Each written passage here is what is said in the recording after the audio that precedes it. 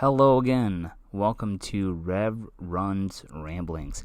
And so this is episode 39 called A Long Bike Ride. And I apologize for not uploading last week. I will explain very shortly as to why I did not, but it was weird. I realized a little late, and I'm like, you know what? I'm going to actually practice taking a week off because I've done this long enough that I feel like I don't have any more shame if I miss a week or not.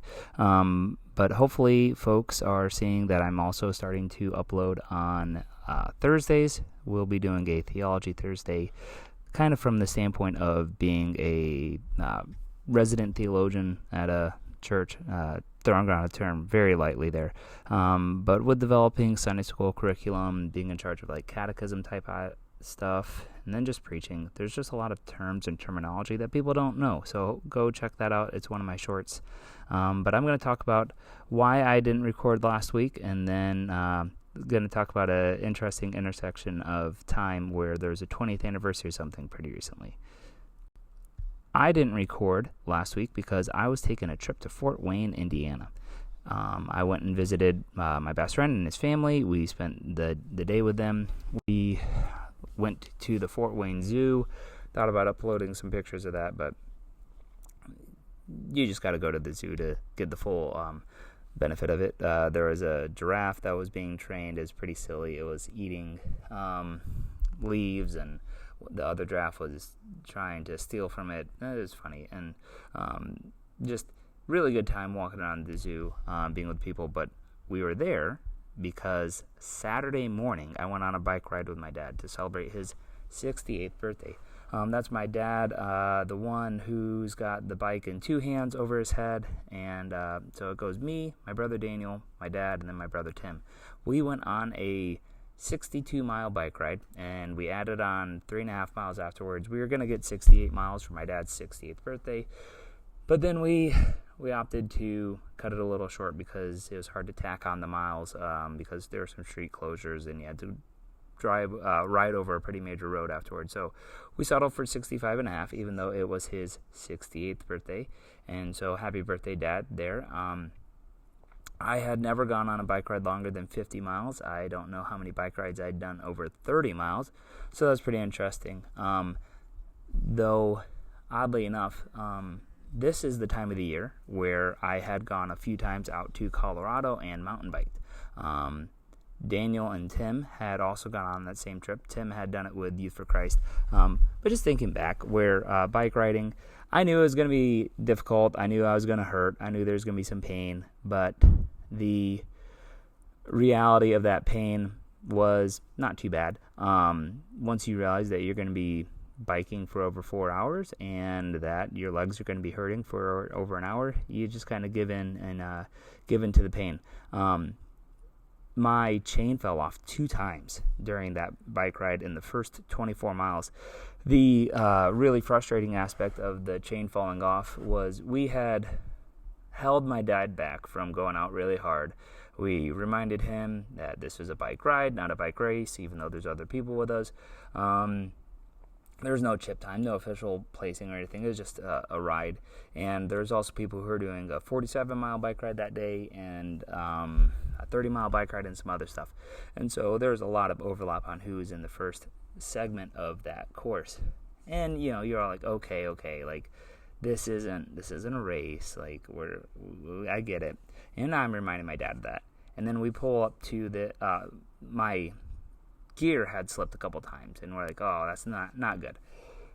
Well, we pull up to this railroad tracks, and all the people that we had started to pass, started to catch us, and we didn't realize really how many people were that close to us. And then I start biking right after the railroads because a train had gone, so we had to stop for the train. I start cranking, and my chain falls off in the intersection, and I pull over, and probably 70 people pass. And that was the moment that I realized I'm still competitive even if I don't want to, because you're racing if you don't want people to pass you. And that was kind of a frustrating standpoint from there, where I was like, oh no. And then it slipped another time going up a hill. We got to the first aid station that was there, and there's a guy who changed the tension on the derailleur on the bike. And he's like, I said something to him, and he's like, well, you're winning in my book, because you are the first steel frame bike to come through here. And I thought that bike was made in the 80s. Evidently is made around 1992, so it is over 30 years old. Other people were riding their carbon frames and all this other stuff. My bike probably weighs 6 to 10 pounds heavier. You guys thought I was going to say it. 6 to 10 pounds heavier than my brother's bikes and my dad's, and has a different gear ratio, but it was fun. And while we were on that ride, we talked with all the people that we were biking with, and it was pretty fun. We did a deal where you'd have someone in the front who's called the pole position, and they're creating a slipstream, and everyone else is behind you, and then they'll pull off to the left, and then the person behind them passes, and you kind of work together. There were some really, really windy points, and after the stop at 50 miles, I think it was, Tim was like, hey, let's stop off at Carrie's house. And Carrie was one of his college roommates while he was at Tri-State University. And it was really funny. I hadn't seen him since, it would have been Tim's sophomore year, I think it was. Yeah, it would have been 2007. I had not seen Carrie since 2007, or maybe I saw him at Tim's wedding, which would have been a couple years after that. But I went down and I watched some people race at the Division III National Track and Field race, and Carrie had later been a roommate with Russell Dill, I think it was, or just a teammate with Russell Dill. Carrie did hurdles. He's the guy in the middle there, but Russell Dill was the really good hurdler at Tri-State. He was a 110 hurdler and a 400 hurdler, all-American in both. And so that might have been the last time I saw Carrie, and Tim hadn't seen him in 9 years. And so we randomly pulled into his house, and I was like, we were all like laughing and whatnot. Carrie, his son, is in junior high and is doing excellent in track and field, high jump and 400. And so then I made the wisecrack to Tim. I was like, well, we always knew who the most athletic roommate was in that group. So everyone got a big laugh out of that. We left Tim to talk to Carrie, and he took like 4 miles for him to catch up with us. But we were kind of lollygagging on the way there. But it was nice. After 40 miles, you're going to be sore. And so we were pretty sore after that. So it was nice to go kind of slower to let Tim catch up in that meantime and let him have some time catching up with an old roommate. But then about 50 to 55 miles in, we were back into the main part of Fort Wayne, and we came up to this traffic light. And there was a girl who was wearing a Tri-State triathlete jersey, actually a Trine, not a Tri-State triathlete jersey. And then so Brittany had competed in college, so I ended up talking to her about that. But Tim was like, hey, you're there, you're at Trine, and so he's talking a little bit, and I was like, I don't know if you realize this, and I talked up to her. I was like, you're talking to a Tri-State legend. And then I'm like, yeah, but he was born when the world was flat, because in college athletic terms, it's been 20 years since Tim was in college. And I was like, yeah, so Tri-State's official colors are red and blue with yellow, I think it is. And I'm like, yeah, back in Tim's days, Tri-State's official colors were black and white, and everyone laughed. It was really fun. There was a lot of laughter on the bike ride, which was just a lot of good times. But speaking of 20 years ago was my junior year of high school, and almost to the date today was the state meet where our 4x800 meter relay was there, and this is me in the final 100 meters. If you look closely, you'll notice that we're all packed together. I passed quite a few of them. One that I did not pass is that gentleman in the purple. That gentleman in the purple is Nathan Martin, the current fastest African-American born marathon runner in the United States. And he is the one who outkicked the guy in the LA Marathon. And fun fact, Nathan Martin did not even run the 2-mile in high school. He did the 800 and the 1600. It was his coach, Dante, at Spring Arbor University, that saw the potential, that said, you do realize you could probably hold this pace a little bit longer and a little bit further. So we had this nice little state meet, and it was a lot of fun. It was hot. Pretty sure I threw up after that leg. One person clocked me at my split. So this was way back before any super nice, fancy, actual, split timing live on anything. It said I went. One parent said I went a 1:59.1. So it was pretty nice, and I'm pretty sure I went a 60 to a 59. Pretty crazy, very, very crazy.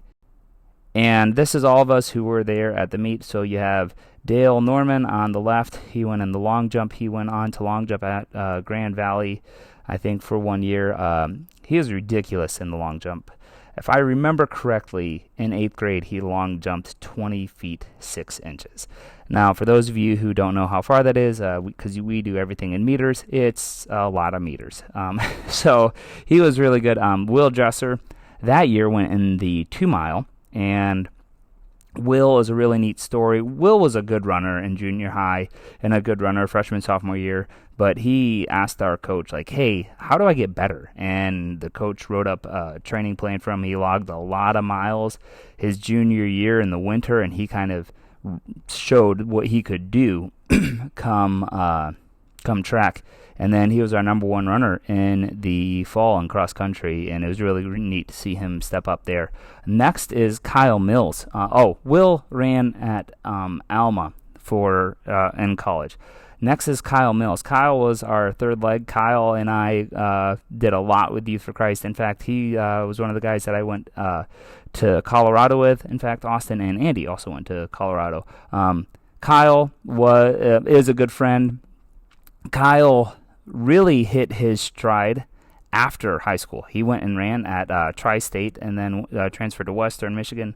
And it's ridiculous. Like, he became this insane marathoner. Super impressed by what he does. And he skipped a track practice and I think was late to a track meet in high school to play croquet, to then now be the most serious runner of the 6 of us on that screen. So Kyle, he's now an engineer as well. He's got some kids. His wife's a runner. Really neat. Austin, the guy in the middle, Austin Brown, he went on to run at Grand Valley for a little bit, and so he lived, quote, just around the block. I lived out in the country. Well, we lived in the country, and so we rode to school quite a few times together, many, many times running around our hilly 3-mile block together. Austin, actually, I think, still has the 3,200-meter record for 8th grade.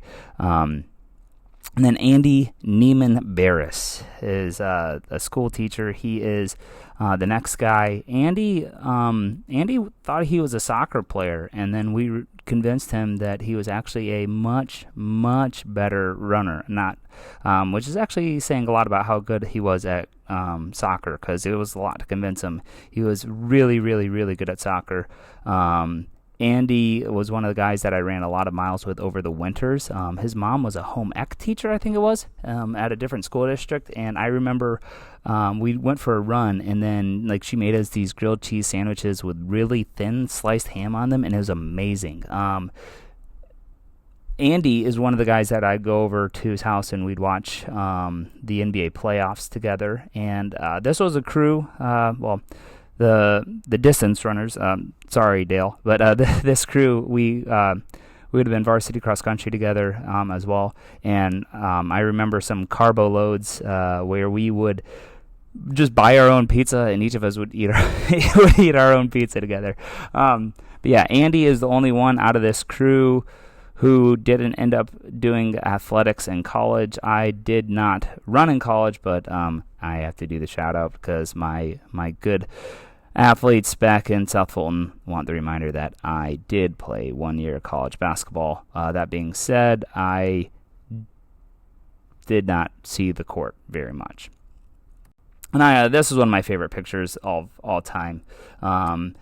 I joke that I was so fast doing my strides that the camera was blurry.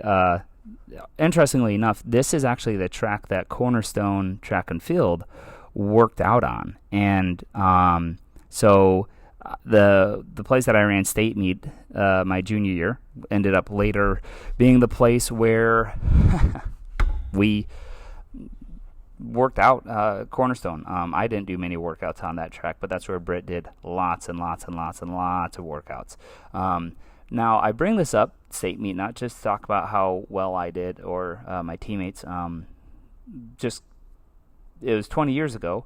So it was 20 years ago, June 3rd, and that was the day that my cousin Laura married her husband, Andy Gibson.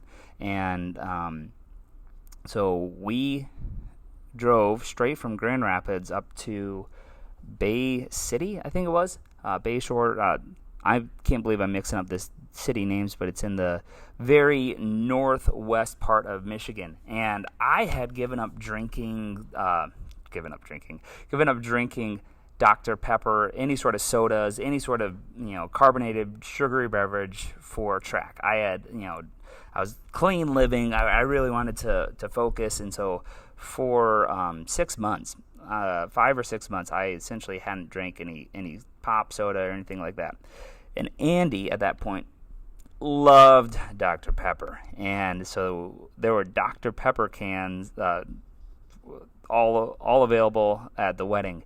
And I don't remember the exact number that I drank of Dr. Pepper at Andy and Laura's wedding, but it was at least 6, and it might have been up to 12. I just went bonkers on drinking those Dr. Peppers. They were so good, and I wore our all-state medal up at the wedding.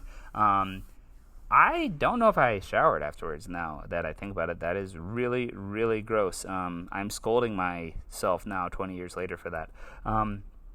But Andy and Laura, they are running a non-for-profit called Certain Hope, and Certain Hope is a non-for-profit that focuses on providing community and opportunities for families with children with life-altering sicknesses or disabilities.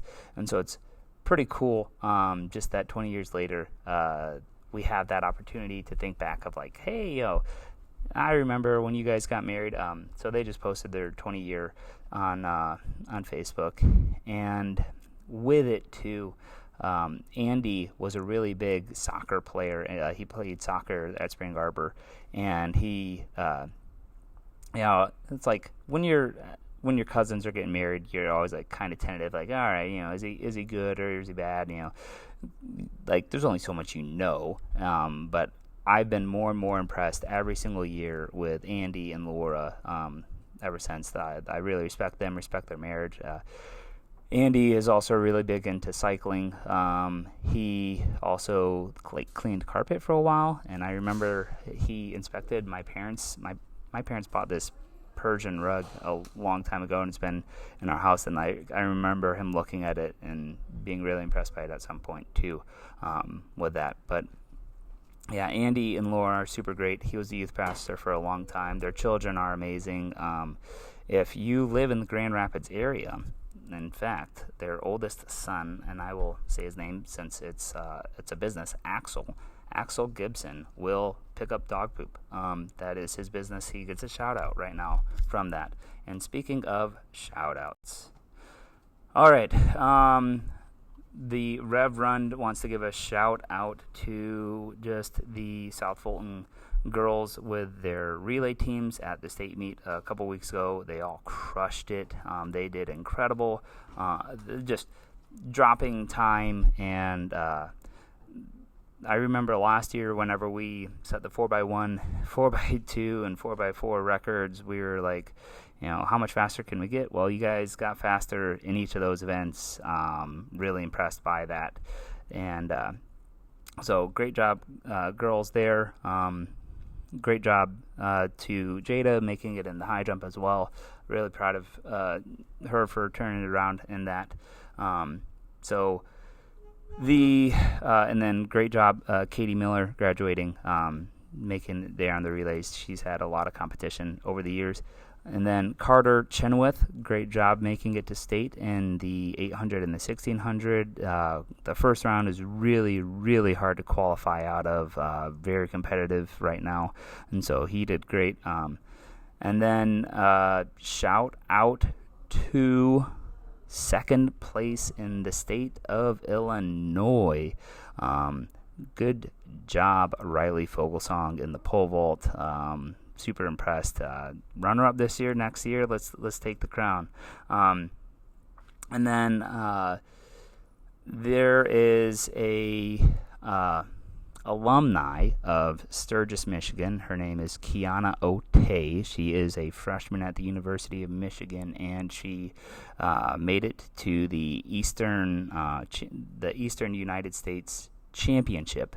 In the 200 meter, she ran a 23 flat this year, which is top. Which puts her at like the 99.5 percentile. So amazing there. And then we have at the state meet right now in the state of Ohio, senior Tegan Kennedy from Maumee is competing in the 3200 meter, and she is looking to crush it. And so shout out to all of those track and field athletes, and good job, everybody, for a well-done season. And I know the states that are still competing right now in track and field are a little envious of those who ended earlier whenever it was cooler weather, but that's just part of running overall. But hopefully everyone enjoyed my ramblings. Go out there, do something, have fun. I actually felt the best that I had in a long time after my 65-mile bike ride. So I think sometimes you just got to push through, and you'll be super happy with what you get.